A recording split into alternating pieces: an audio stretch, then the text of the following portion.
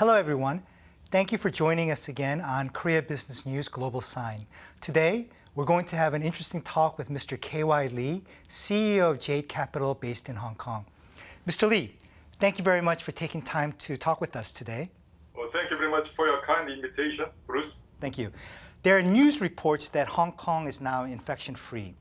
Can you describe the current situation in Hong Kong? Has the economy returned to normalcy?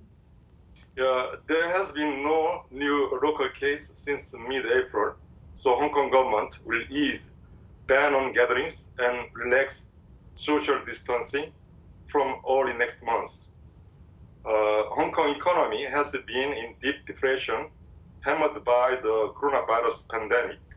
In result, the jobless rate rose to over 5.2% for the February to April period, the highest in more than a decade.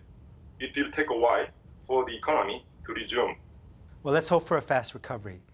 Now, China's parliament began its annual meeting on May 21st. What is the public opinion in both mainland China and in Hong Kong about holding the Chinese government responsible for the coronavirus outbreak?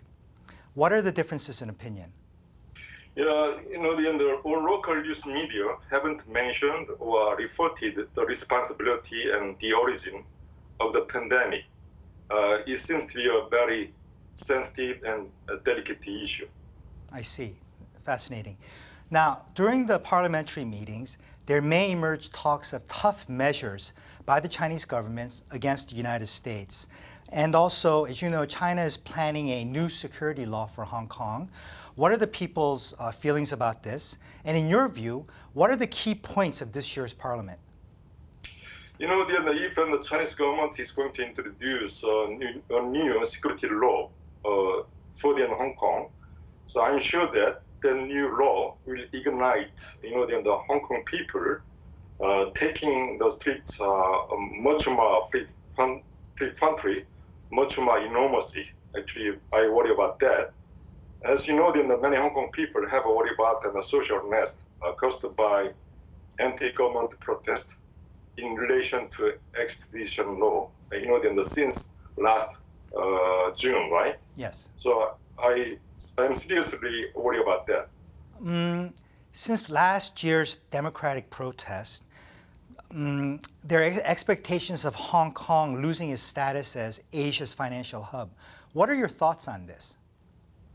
From my point of view, Hong Kong keeps remaining as an Asian financial hub, backed up with more upcoming Chinese companies' IPO issues.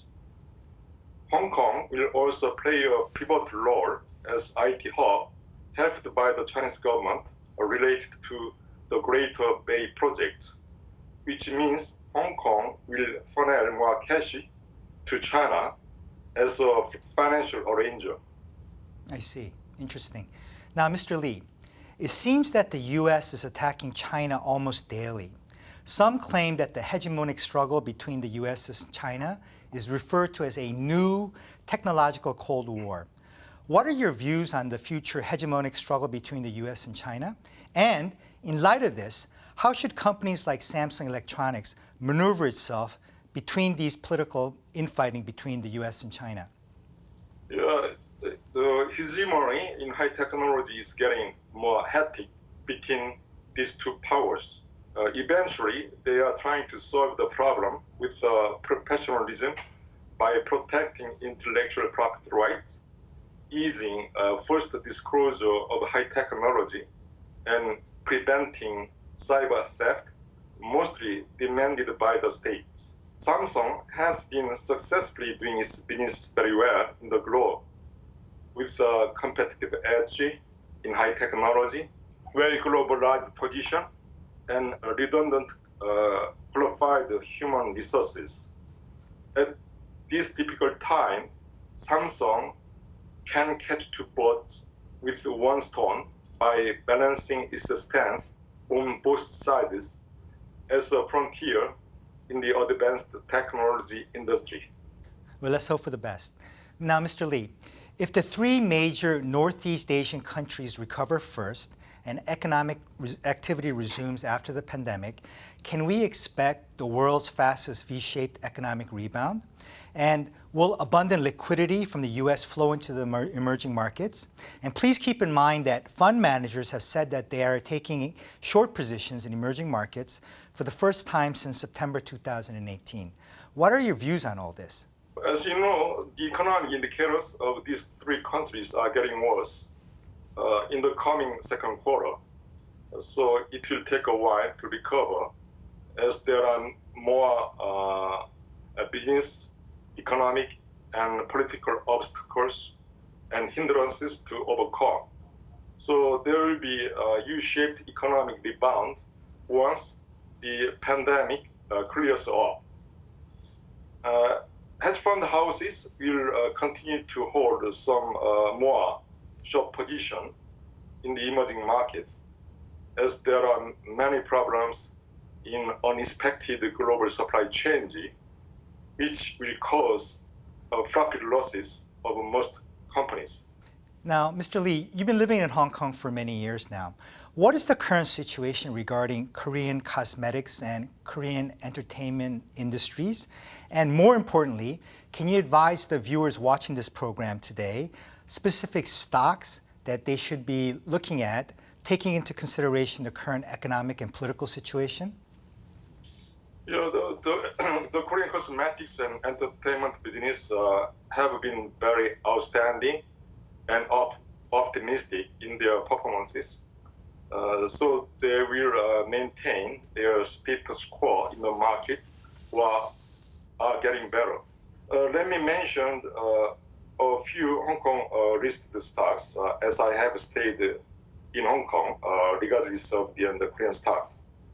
The online business and e-commerce companies such as Tencent, Alibaba are recommended based on huge growth potential and business expansion. For example, the revenue of Tencent for the first quarter of this year went up to more than 8% from a year earlier. I also recommend high dividend paid stocks such as Chenkong Holdings, Chenkong Assets, with the target dividend ratio of more than 4.5%. There are typical Hong Kong blue chips as well. In telecommunication sector, AAC Tech is recommendable on the back of China's 5G build-out on track. Thank you for that. But for the Korean stock market, for the Korean investors, are there any Korean sectors that you would like to recommend?